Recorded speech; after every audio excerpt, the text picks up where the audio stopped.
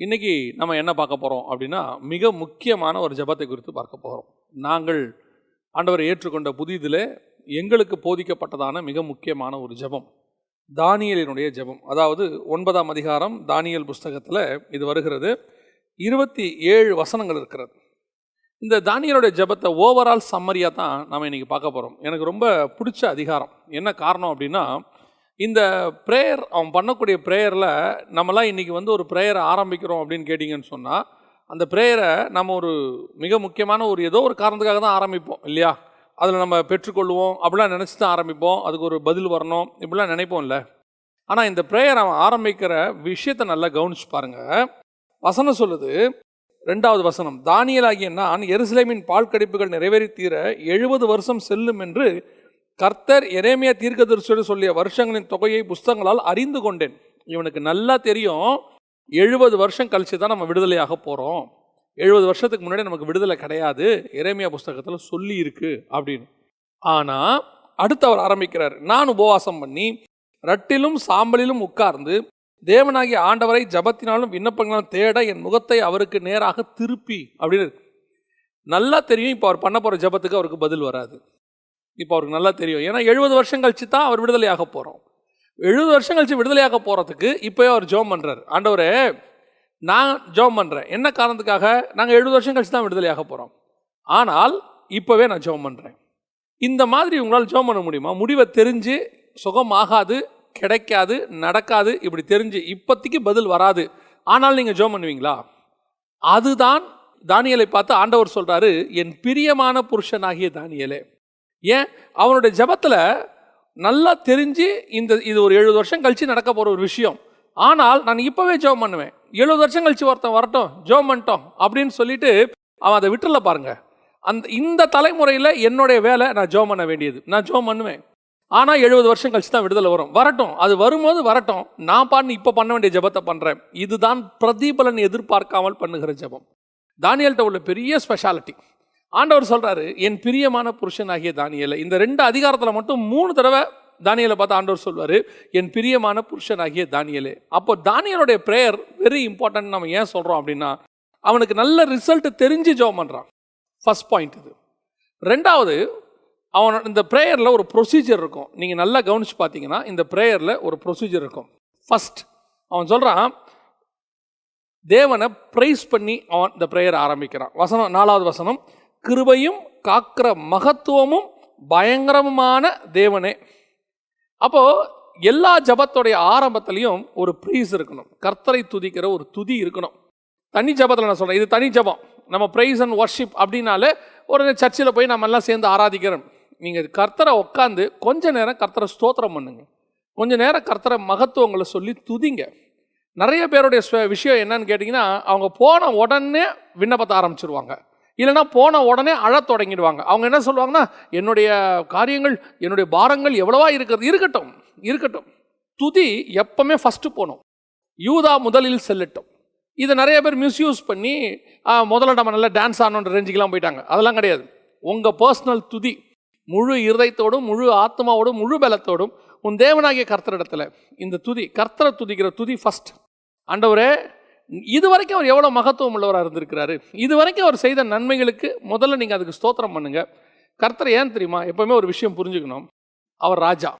நமக்கு இப்போ அவர் தகப்பனாக இருக்கிறாரு, அதில் எந்த மாற்று கருத்தும் இல்லை. ஒரு கிங்டம்னு நீங்கள் எடுத்துக்கோங்க, அவர் ராஜா. ராஜாவை முதல்ல நம்ம மனங்குளிர பண்ணணும், ராஜாவை சந்தோஷப்படுத்தணும். அந்த சந்தோஷப்படுத்திட்டு ராஜா கிட்ட நீங்கள் ஒன்று கேட்டிங்கன்னா உடனடியாக உங்களுக்கு அது கிடைக்கும். ராஜாவுடைய சூழ்நிலையை பொறுத்து தான், ராஜாவுடைய மனநிலை எப்படி இருக்குன்னு நம்ம பார்க்கணும். ராஜா சந்தோஷமாக இருக்கும்போது கேட்டால் உடனே கிடைக்கும். சில நேரத்தில் கூட வீட்டில் கூட சொல்லுவாங்க, நீங்கள் பார்த்துருப்பீங்கல்ல, அப்பா சந்தோஷமாக இருக்கும்போது பிள்ளை போய் மடியில் உட்காந்த உடனே உனக்கு என்ன வேணும் அப்படிம்பார். உடனே அது சந்தோஷ நேரத்தில் அது கேட்ட உடனே வாங்கி தரேன்றவர். அவரே கோபமாக ஏதோ ஒரு டென்ஷனில் இருக்கும்போது நம்ம அங்கே போகிறோன்னு வச்சுக்கோங்களேன், இப்போ எதுவும் கேட்காத மரியாதையே போயிரு அப்படிம்பார். ஸோ அந்த துதி அவரை இருதயத்தை குளிர பண்ணும், கர்த்தரை சந்தோஷப்படுத்தும். அதனால தான் நம்ம எப்போவுமே அந்த துதியை வச்சுருக்கிறோம். நம்ம கூட சர்ச்சஸில் சொல்கிறோம் இல்லையா, அந்த ஆர்டர் ஆஃப் சர்வீஸ் அப்படின்னு ஒன்று சொல்லிட்டு, அந்த ஆர்டர் ஆஃப் சர்வீஸில் ஏன் முதல்ல துதி ஸ்தோத்திரங்கள்லாம் கொண்டு வந்தாங்க ஆரம்பத்தில் அப்படின்னு கேட்டிங்கன்னு சொன்னால், அந்த செய்தி நேரத்தில் ராஜா பேச போகிறார். ராஜா பேசுறதுக்கு முன்னாடி அவரை மனங்குளிர பண்ணி துதியினாலும் ஸ்தோத்திரத்தினாலும் பாடல்களினாலும் அவரை சந்தோஷப்படுத்தி விட்டு அதற்கு பிறகு போகும்போது ராஜா தீர்க்க தரிசனமாக ஒரு ஆசீர்வாதமான வார்த்தைகளை கொடுப்பாருன்னு தான் நம்முடைய முன்னாடி உள்ள பரிசுத்தவான்கள் இதை செய்து வைத்தாங்க. ஆனால் இன்றைக்கி என்ன நடக்குது அப்படின்னா, இந்த துதி ஸ்தோத்திர பகுதியெல்லாம் இன்றைக்கி வந்து ஆர்டர் ஆஃப் சர்வீஸுங்கிற பேரில் அது வந்து கொலாப்ஸ் ஆயிடுச்சு. அதை விட்டுருவோம். ஸோ ரெண்டாவது மிக முக்கியமானது கர்த்தரை துதிக்கிற துதி, பிரைஸ். மூணாவது இப்போ தான் தானியேல் உள்ள வரார் பிரேயருக்குள்ள. எப்படி வராரு பாருங்க. எடுத்த உடனே விண்ணப்பத்துக்கு வரல. அடுத்து தானியேல் பண்ண மிக முக்கியமான விஷயம் 5வது வசனத்துலேருந்து நீங்கள் வாசிக்கிட்டே வாங்க. 9வது வசனம் வரைக்கும் நான் என்னென்ன பாவம் செஞ்சேன்னு அவர் ஒத்துக்கிறார். நாங்கள் பாவம் செய்து, நாங்கள் பாவம் செஞ்சோங்கிறத அவர் ஒத்துக்கிறார். எனக்கு இதில் ரொம்ப பிடிச்ச ஒரு விஷயம் என்னென்னா, தானியேல் இந்த பாவங்களை செய்தாரா அப்படின்னா பின்னாடி வருது. என் பிதாக்கள் என்ன செஞ்சாங்க, அவங்களாம் என்ன பண்ணாங்க, எப்படி தூரம் போனாங்க, எல்லாம் சொல்லிக்கிட்டே வர்றாரு. ஆனால் அவர் சொல்கிறாரு நாங்கள் பாவம் செய்தோம். அந்த ஒத்துக்கொள்கிற தன்மை, பாவ அறிக்கை. மூணாவது மிக முக்கியமானது பாவ அறிக்கை. இந்த பாவ அறிக்கையை நம்ம செய்கிறோமா அப்படிங்கிறதா முக்கியம். அப்படியே செஞ்சாலும் வாயளவில் செய்கிறோமா, இருதயத்தின் ஆழத்துலேருந்து செய்கிறோமா? தானியேல் வந்து வாயால் செய்யலை, ஒரு வாயிலிருந்து மட்டும் அவருக்கு அது வரல. ஏன்னு சொன்னால், தானியேல் நீங்கள் நல்லா எடுத்துக்கொள்ளுங்க, அவர் எருசலேமில் எப்படி ஜெபம் பண்ணாரோ அதே மாதிரி தான் இங்கே வந்து ஜெபம் பண்ணுறாரு. எருசலேம் தன்னை எப்படி நியாயப்பிரமாணத்தில் பாதுகாத்து கொண்டாரோ அதே மாதிரி தான் இங்கே வந்து பாபிலோன்லையும் பாதுகாத்து கொண்டார். ராஜாவுடைய கட்டளை வந்தபோது கூட நான் இதை சாப்பிட மாட்டேன் அப்படின்னு சொல்லிட்டார். ஸோ அந்த அளவுக்கு தானியேல் வந்து நியாயப்பிரமாணத்தில் ரொம்ப ஸ்ட்ராங்காக இருக்கிறாரு. ஆனால் பின்னாடி சொல்கிறாரு நியாயப்பிரமாணத்தை விட்டு விலகி போனோம். எப்படிங்க பாபிலோனுக்குள்ளேயே இவ்வளோ நியாயப்பிரமாணத்தை கை கொள்ளணும்னு வைராக்கியமாக இருக்கக்கூடியதான ஒரு தானியேல், உபவாசம் இருக்கிற தானியேல், ரட்டுறுத்துகிற தானியேல், ஜெபம் பண்ணுகிற தானியேல், ஒரு நாளைக்கு எத்தனை தடவை அவர் ஜெபம் பண்ணுறாரு நம்ம பார்க்குறோம். அப்படி இருக்கிறவர் சொல்கிறாரு நாங்கள் பாவம் செய்தோம். இந்த இன்னைக்கு நம்ம பாவம் செஞ்சோங்கிற உணர்வு இருக்குதா? நம்ம அப்படி ஒத்துக்கிற தன்மை இருக்குதா? நாம் அவன் பாவம் செஞ்சான்னு சொல்கிறதுக்கு ரெடியாக இருக்கிறோம். நான் பாவம் செஞ்சேங்கிறத ஒத்துக்கிற என்னைக்கு மனநிலை வருகிறதோ அப்போ தான் ராஜாவுக்கு முதல்ல அது வந்து ஒரு சரண்டர் மாதிரிங்க. நீங்கள் பார்த்துருப்பீங்க கூட, போலீஸ்கிட்ட பிடிப்பாங்க. ஆமாம் நான் தப்பு செஞ்சுட்டேன்னு அவர் உண்மையாக ஒத்துக்கிட்டாங்கன்னா அவருக்கு அடிக்கடி ஒன்றுமே கிடையாது. அவர் அப்படியே உட்காந்தோன்னா ஒரு சிலர் அப்ரூவராக கூட ஆயிடுவாங்க. ஆமாம் நான் தான் எல்லா தப்புக்கும் நான் தான் காரணம் அப்படின்னு ஒத்துப்பாங்க. ஒத்துக்கிட்டா பிரச்சனை ஓவர். இந்த ஒத்துக்காமல் ஓடி ஒளிஞ்சி நான் செய்யலைன்னு சொல்லி அது அதுக்கப்புறம் அவங்க ப்ரூஃப் பண்ணுவாங்க பாருங்கள், அங்கே தான் பிரச்சனை அதிகமாகுது. ஸோ இவர் வந்து என்ன ஆகிறாரு, சரண்டர் ஆகிறார் ஆண்டவர்கிட்ட. நாங்கள் பாவம் செய்தோம் ஆண்டவரே அப்படின்றது இது ரொம்ப மிக முக்கியமானது. மூணாவது லெவல். ஃபர்ஸ்ட் லெவல் பிரதிபலன் எதிர்பார்க்காம அந்த பிரேயரை அவர் ஆரம்பிக்கிறார். ரெண்டாவது தேவனை உயர்த்துகிறார், கர்த்தரை உயர்த்தி துதிக்கிறதான ஒரு துதி. மூன்றாவது நான் பாவம் செய்தேன், ஆமாம் ஆண்டவரே நான் தான் பாவம் செஞ்சேன். அடுத்து நாலாவது கர்த்தரிடத்துல விசுவாச அறிக்கை. என்ன பண்ணுறாரு பாருங்களேன், உம்மிடத்தில் இரக்கங்களும் மன்னிப்பும் உண்டே. 10வது வசனம், நாங்கள் இவ்வளவும் செஞ்சிட்டோம் ஆண்டவரே, ஆனாலும் எங்கள் தேவனாகிய ஆண்டவரிடத்தில் இரக்கங்களும் மன்னிப்பும் உண்டே. இதான் ரொம்ப முக்கியம், விசுவாச அறிக்கை. இந்த விசுவாச அறிக்கை ஆண்டவர்கிட்ட கேட்கும்போது, ஆண்டவரே உங்களால் முடியும், நீங்கள் எங்களை மன்னிங்க. நம்ம ஆண்டவர்கிட்ட மட்டும் ஒரு விஷயத்தை நல்லா தெரிஞ்சுக்கணுங்க, எந்த சூழ்நிலையிலும் நம்மை அவர் மன்னிப்பாருங்கிற நம்பிக்கையோடு தான் அங்கே போகணும். இயேசுகிட்ட போகும்போதே சந்தேகத்தோடு கூட போகக்கூடாது.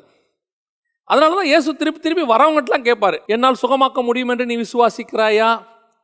ஏன் எங்கிட்ட வந்த? எதனால் வந்த? என்ன காரணத்துக்காக வந்த?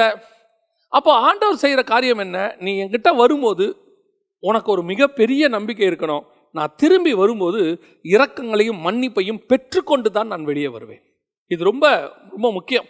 நிறைய பேருடைய ப்ரேயரில் நீங்கள் பார்த்தீங்கன்னு சொன்னால் எப்படி போனாங்களோ அப்படியே வருவாங்க. நான் அதை ஒத்துக்கொள்ளுகிறதே கிடையாது. ப்ரேயருங்கிறத என்ன தெரியுமா, நீங்கள் எப்பேற்பட்ட பாவம் செஞ்சோ அல்லது துக்கத்திலேயோ அல்லது வேதனையிலையோ அல்லது மனபாரத்திலேயோ உள்ளே போனீங்கன்னா, போன விதமாகவே நீங்கள் திரும்பி ப்ரேயரை விட்டு வர்றீங்கன்னு சொன்னால் அந்த ப்ரேயர் வேஸ்ட். அந்த ப்ரேயர் அங்கே வந்து மிஸ்டேக்குன்னு அர்த்தம். நீங்கள் போகும்போது திரும்பி வரும்போது உங்களுக்குள்ளே ஒரு மாற்றம் இருக்கணும். உங்களுக்குள்ளே ஆண்டவர் வந்து ஒரு மன்னிப்பை கொடுத்துருக்கணும். அந்த மன்னிப்பின் விளைவாக மீண்டும் அந்த ரட்சிப்பின் சந்தோஷம் வந்திருக்கணும். அல்லது உங்கள் மனதில் இருக்கிற பாரம் போயிருக்கணும்.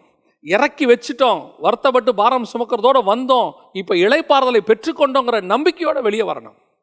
அதுதான் இப்போது எஸ்தர் வராங்க, நான் செத்தாலும் சாகுறேன்னு ராஜா கிட்ட வராங்க.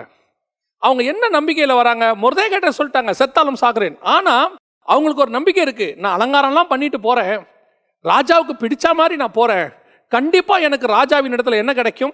ஒரு ஆறுதல் கிடைக்கும், எனக்கு ஒரு அனுமதி கிடைக்கும். அந்த நம்பிக்கையோட தான் போய் அங்கே நிற்கிறாங்க முற்றத்தில். அப்போ ராஜா சொல்கிறார், செங்கோலை நீட்டார். ஓகே ரைட், இதுதான் சக்ஸஸ், ஒரு பிரேயருடைய சக்ஸஸ். நம்ம செய்ய வேண்டியது எல்லாமே ஃபர்ஸ்ட் பாவத்தை அறிக்கை செஞ்சுட்டோம். ஏன் இந்த பாவத்தை அறிக்கை செய்கிறோம்? இந்த பாவத்தோடு கூட போய் நம்ம அங்கே நிற்க முடியாது. ஒத்துக்கொள்கிறோம், ஆமாம் ஆண்டவரே நான் பாவம் செஞ்சுட்டேன். இப்போ ராஜா சொல்வார், ஓகே ரைட், சரி சொல்லு, அடுத்து சொல்லு. நீ முறையிட வந்திருக்கிறியா, இல்லை உன் பக்கத்து நீதியை சொல்ல வந்திருக்கியா, உன் பக்கத்து நியாயத்தை சொல்ல வந்திருக்கியான்னு ராஜா பார்க்கல. ராஜா கிட்ட போயிட்டு நீங்கள் நீதி நியாயத்தெல்லாம் பேச முடியாது. நம்முடைய நீதி அவருக்கு முன்பாக அழுக்கான கந்தை. நிறைய பேர் ஆண்டவர்கிட்ட போயிட்டு முறையிட்டுக்கிட்டு இருப்பாங்க. நான் ஒன்றுமே பண்ணலை ஆண்டவரே, எங்கள் சொந்தக்காரங்கெல்லாம் சேர்ந்து என்னை இப்படி பண்ணிட்டாங்க, எங்கள் அக்காங்கெல்லாம் சேர்ந்து இப்படி பண்ணிட்டாங்க. அவங்க பண்ணது உண்மையாகவே இருக்கட்டும், ஆனால் நம்ம யார்? நம்ம நல்லவங்களா? பல நேரத்தில் ஆண்டவர் சில இந்த மாதிரி காரியங்களை அனுமதிப்பார். நீங்கள் செய்யாத ஒரு தப்புக்கு உங்களுக்கு ஒரு தண்டனை கிடைச்சிருக்கும். அப்படி தண்டனை கிடைக்கும் போது நாம் போய் ஆண்டவர்கிட்ட என்ன சொல்லுவோம் தெரியுமா? நான் செய்யவே இல்லையே ஆண்டவர், எனக்கு எதுக்கு இப்படிப்பட்ட ஒரு தண்டனை? கர்த்தர் கேட்பாரு, நீ இந்த தப்பை செய்யலை, நான் உனக்கு தண்டனை கொடுத்துருக்கேன். நீ இது வரைக்கும் தப்பு செஞ்சியே, அதுக்கெல்லாம் நான் உனக்கு தண்டனையே கொடுக்கலையே. கர்த்தரிடத்துல ஒரு அற்புதமான சரிக்கட்டுதல் இருக்கு, நீதிமானுக்கு சரிக்கட்டுதல் இருக்கு. அது அவருடைய ஞானத்தினுடைய அளவின் ஊற்று. அதை நமக்கு ஒரு பாயிண்ட் எனக்கு சொல்லி கொடுத்தாரு. எப்படி அப்படின்னு கேட்டால், நாம் ஒரு தப்பு செய்யாத தப்புக்கு ஒரு இடத்துல நமக்கு தண்டனை பெற வைப்பார். அந்த தண்டனை நம்ம பெறும்போது அவர் எதுக்காக அந்த தண்டனை பெறுறோம்? இப்போ நம்ம போய் ஆண்டவர்கிட்ட கதறுவோம், ஆண்டவரே நான் இதை தப்பே செய்யலையப்பா, ஆனால் இதுக்கு முன்னாடி நிறைய தப்பு செஞ்சுருப்போம், அதுக்கெல்லாம் நமக்கு நியாய தீர்ப்பு அல்லது சரிக்கட்டுதல் இல்லாமையே இருக்கும். ஆனால் சரிக்கட்டுதல் பண்ணாதான் நாம் பரலோகத்துக்கு போக முடியும். இப்போ கர்த்தர் என்ன பண்ணுவார்? செஞ்ச தப்பையும் இந்த செய்யாத தப்பையும் கால்குலேட் பண்ணி உங்களுக்கு ஒரு தண்டனை கொடுத்துருவார். இப்போ நீங்கள் செய்யாத தப்பல்ல, செஞ்ச தப்புக்கான ஒரு பிரதிபலனை இதை பெற்றுக்கொண்டீங்க. ஆனால் உலகம் எதுக்கு உங்களுக்கு கொடுத்துச்சு? நீங்கள் செய்யாத தப்புக்கு கொடுத்துச்சு. இப்போ உலகத்தை எப்படி நியாயம் தீர்ப்பார்? அவன் தான் அந்த தப்பு செய்யலையே, நான் அவனை நியாயம் தீர்த்தேன், அது வேற. நீங்கள் ஏன் அவனை நியாயம் தீர்த்தீங்க? அவன் நீங்கள் செய்யாத தப்புக்கெல்லாம் அவனை நியாயம் தீர்த்திருக்கிறீங்க. அவர்களை அதை நியாயம் தீர்க்கிறது கர்த்தரை பயன்படுத்தி கொள்வார். எப்பேற்பட்ட ஞானம் பாருங்க, இதுதான் கர்த்தருடைய ஞானம். அதனால தான் சொல்கிறேன், நீங்கள் போய் உங்கள் நீதியை அவர்கிட்ட சொல்லாதீங்க. நான் இந்த தப்பை நான் செய்யவே இல்லை, இந்த தப்பு நீ செய்யலை, இதுக்கு முன்னாடி எவ்வளோ தப்பு செஞ்ச, அதுக்கெல்லாம் ஆண்டவர் அமைதியாக இருந்தார்ல, இப்போ அதுக்கான பதிலாக இதை கொடுக்குறாரு. அப்போ தான் எதிராளி உன்னை குற்றம் சாட்ட முடியாது. எதிராளி குற்றம் சாட்ட வந்தால் நீ எப்படி அவனை குற்றம் சாட்டுவான்? அவன் தான் அந்த தப்பை செய்யலேன்னு இந்த தப்பை பற்றி ஆண்டவர் பேசுவார். ஆனால் உனக்கு எனக்கும் பழைய தப்புக்கு ஆண்டவர் மன்னிப்பு கொடுத்துட்டார், அந்த சரிக்கட்டுதலை செஞ்சுட்டார். அதனால தான் நான் பாவம் செய்தேன் அப்படிங்கிறத ரொம்ப பர்ஃபெக்டாக ஒத்துக்கிறார் தானியேல். ஆமாம் ஆமாம் ஆண்டவரே, நான் இங்கே பாவம் செய்யாமல் இருந்திருக்கலாம், ஆனால் அங்கே செஞ்சிருப்பேன் இல்லை, எங்கள் பாவங்களை நீர் மன்னி. இப்போது சுத்தமாயிட்டார். பாவத்தை அறிக்கை விட்ட உடனே ராஜா என்ன ஆகிட்டாரு? ஓகே ஃபைன் விடுப்பா, இப்போ அடுத்து என்ன? இப்போ சொல்கிறார், உம்மிடத்துல இரக்கங்களும் மன்னிப்பும் உண்டே. அங்கே போய் அங்கே நிற்கிறார் பாருங்க, உம்மிடத்துல இரக்கங்களா. இப்போ ராஜாவுடைய மனசு எப்படி இருக்கும் தெரியுமா? நம்பி வந்துட்டாயா, எஸ்தர் தப்பு தான், ராங் ரூட்டு தான், பர்மிஷன் இல்லாமல் அந்த இடத்துல நிற்கக்கூடாது தான், ஆனால் என்னை நம்பி வந்துட்டா. சரி செங்கோலை நீட்டு. ஒரு உலக ராஜாவுக்கே ஒரு இரக்கம் அப்படி இருக்குமானால், வானத்தையும் பூமியும் உண்டாக்கின ராஜாவுக்கு எவ்வளோ பெரிய இரக்கம் இருக்கும்? அவன் பாவி தான், அவன் தப்பு செஞ்சவன் தான். நம்ம இங்கே எல்லாருமே அப்படி தான் இருக்கிறோம். ஆனால் காலையில் நிற்கிறான், அவன் பாவ அறிக்கை செஞ்சு ஸ்தோத்திரம் பண்ணி துதி பண்ணி எல்லாத்தையும் நிற்கிறான். ஆண்டவரே இடத்துல இரக்கம் மன்னிப்பு இருக்குதேன்னு கேட்குறான். இன்னும் இல்லை நான் சொல்ல முடியும் அவனுக்கு. ஆமாம், இரக்கம் மன்னிப்பும் என்னிடத்துல உண்டு ஆண்டவர் சொல்கிறார். உடனே அடுத்த ஸ்டேஜுக்கு போகிறார். யார்? இப்போ ராஜா கூலாகி, சரி என்னிடத்துல இரக்கம் மன்னிப்பு இருக்குது இப்படின்னு சொன்ன பிறகுதான் தானியேல் விண்ணப்பத்தை ஏறெடுக்கிறார். என்ன கேட்க வந்தாரோ அதை ஏறெடுக்கிறார். அடுத்து அவர் சொல்கிறாரு, உங்களுடைய முகத்தை எங்கள் மேல் பிரகாசிக்க பண்ணும், உங்களால் முடிஞ்சால் எங்களை இந்த இக்கட்டிலேருந்து எங்களை விடுதலையாக்கும். இதுதான் கடைசி விண்ணப்பம். இந்த விண்ணப்பத்தை ஏறெடுக்கும் போது, தன்னுடைய ரிக்வஸ்டேஷனை சொல்லும் போது ராஜா ஆட்டோமேட்டிக்காக சொல்லுவார், ஓகே ரைட் ஃபைன் போ, உனக்கு அப்படியே ஆக கடவுது. குஷ்டரோகி ஊருக்குள்ளே வரக்கூடாது நியாயப்பிரமாணம் படி, ஆனால் என்னை தேடி வந்துட்டாயா, தாவீதின் மைந்தனே, தாவீதின் குமாரனேன்னு கத்துனாயா, அவன் தேடி ஊருக்குள்ளே வந்திருக்கான், உயிரை பணையை வச்சு வந்துட்டாயா. எஸ்தர் உயிரை பணையை வச்சு வந்தாங்க, ஒரு குஷ்டரோகி குவாரண்டைனில் இருக்கிறவர் உயிரை பணையை வச்சு உள்ளே வந்துட்டாரு. இப்போ ராஜா பிரமாணத்தை கொடுத்த ராஜாவே இங்கே நிற்கிறாரு. குஷ்டரோகி ஊருக்குள்ளே வரக்கூடாதுன்னு பிரமாணத்தை கொடுத்தவர் நிற்கிறாரு. இப்போ ஆனால் கேட்டவன் அவன் உயிரை பணையை வச்சு வந்துட்டான். என்னையா வேணும்? என்னை கொஞ்சம் சுத்தமாக்கி கொடுங்க. ஓ சுத்தமாகு. எப்படிங்க நியாயப்பிரமாணம்? அதெல்லாம் பேசாதையா, அது ஓய்வு நாள், அதை பற்றிலாம் நீ எதுவும் பேசாதையா. ஏன்? அவன் உயிரை பணையை வச்சு என்கிட்ட நின்ட்டான், கையை நீட்டிட்டான், அவன் விசுவாச அறிக்கை பண்ணிட்டான், உங்களால் முடியும்னு நம்பி நான் வந்துட்டேன், எனக்கு நீ விசுவாசித்தால் தேவனுடைய மகிமையை காண்பாயின்னு இருக்கு. அவன் விசுவாசி வந்து நின்ட்டான். இதுக்கு மேலே அவனுக்கு நான் எப்படி பதில் செய்யாமல் இருப்பேன்? இதுதான் கர்த்தரிடத்திலிருந்து ப்ரொசீஜர், அவருடைய பதிலை பெற்றுக்கொள்ளுகிற விதம். ஒரு ப்ரேயருக்குள்ளே இத்தனையும் இருக்கணுங்க. ஒரு ப்ரேயருக்குள்ளே இந்த கான்செப்டில் இதுதான் ப்ரேயர் நடத்துகிற முறை. இந்த ப்ரொசீஜரில் நீங்கள் ஜெபம் பண்ணி பாருங்கள், ஆட்டோமேட்டிக்காக வசனம் என்ன சொல்லுது பாருங்களேன். 23வது வசனம், நீ மிகவும் பிரியமானவன், ஆதலால் நீ வேண்டிக் கொள்ள தொடங்கின போதே கட்டளை வெளிப்பட்டது. இந்த ப்ரொசீஜரில் வந்து தானியேல் அப்படி முழங்கால் போடுறான். போட்ட உடனே வசனம் சொல்லுது, நீ வேண்டிக் கொள்ள தொடங்கின போதே கட்டளை வெளிப்பட்டது. உன் ப்ரேயர் அப்படின்னு என்ன அர்த்தம்? நீங்கள் ப்ரேயர் பண்ண ஆரம்பிக்கும் போதே கட்டளை எங்கேருந்து வரும்? ராஜா கிட்டேருந்து வரும்.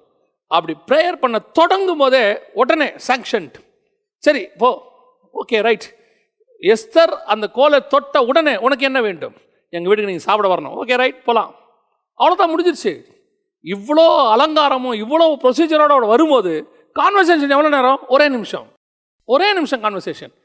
அதான் சொல்கிறேன், ஜெபத்தில் போய் நம்ம கத்தி கதறி அழுது கேட்கறது அது ஒரு ப்ரொசீஜர். அழுது, ஏன்னா நம்முடைய பாரம், நம்முடைய இருதயத்தின் பாரத்தை வந்து நம்ம ஊத்துறோம், அந்த இடத்துல லைட் ஆகுது.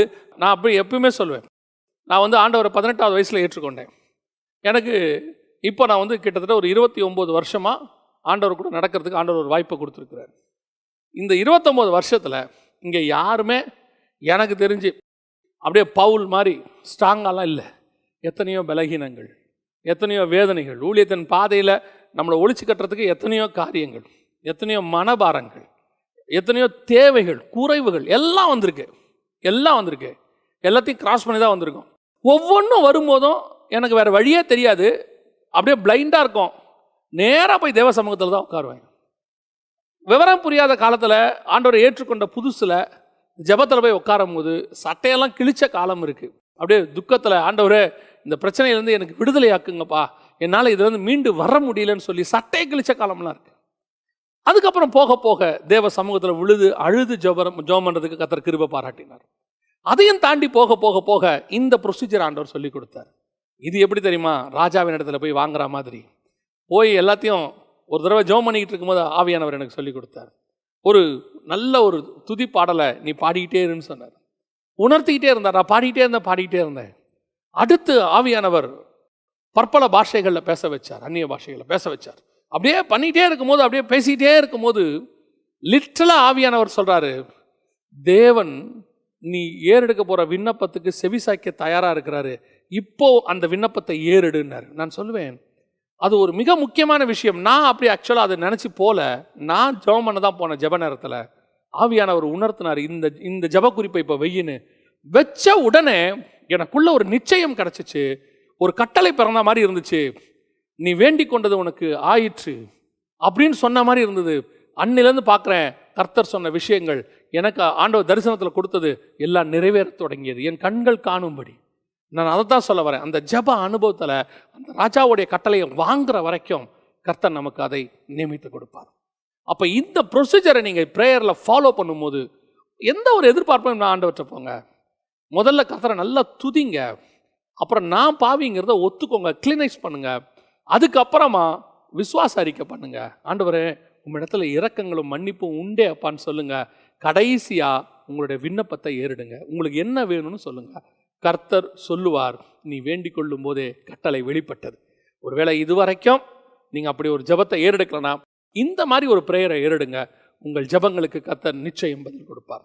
நம்ம ஜெபம் பண்ண போகிறோம். எல்லா கண்களை மூடுவோம் தேவ சமூகத்தில். சர்வ வல்லமையுள்ள எங்கள் தகப்பனே, நாங்கள் பாவம் செய்து உம்மை விட்டு தூரமாய் போனோம் ஆண்டவரே. எங்கள் அக்கிரமங்களை உமக்கும் எமக்கும் நடுவில் மதில் சுவராக நின்றது ஆண்டவரே. உம்முடைய சமூகத்துக்கு வரக்கூடாதபடிக்கு நாங்கள் தூர போனோம் ஆண்டவரே. ஒரு விசை உம்முடைய விலையேற பெற்ற ரத்தத்தினால் எங்களை சுத்திகரித்து உம் அண்டையில் எங்களை சேர்த்து கொண்ட தயவுக்காக உமக்கு ஸ்தோத்திரம். உம்முடைய இரக்கங்களுக்கும் மன்னிப்புக்காக உமக்கு ஸ்தோத்திரம். உம்மை நோக்கி பார்த்தவர்களை ஒரு நாளும் நீர் தூர தள்ளினதே இல்லை ஆண்டவரே. ஒரு விசை மாத்திரம் அல்ல, ஒரு நாளைக்கு 7-70 தடவை மன்னிக்க நீர் வல்லமையுள்ளவராக இருந்தீரப்பா.